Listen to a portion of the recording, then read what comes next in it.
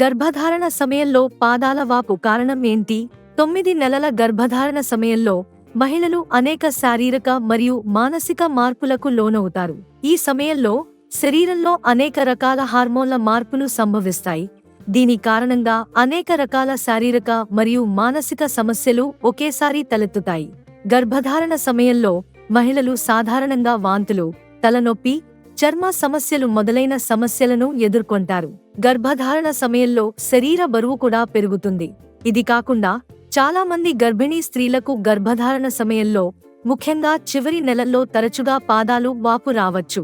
దీనికి ప్రధాన కారణం ఈ కాలంలో స్త్రీ శరీరంలో అదనపు ద్రవం మరియు రక్తం పేరుకుపోవడం. ఈ అదనపు రక్తం మరియు ద్రవం స్త్రీ గర్భంలో పెరుగుతున్న శిశువు అవసరాలను తీర్చడానికి ఉంటుంది.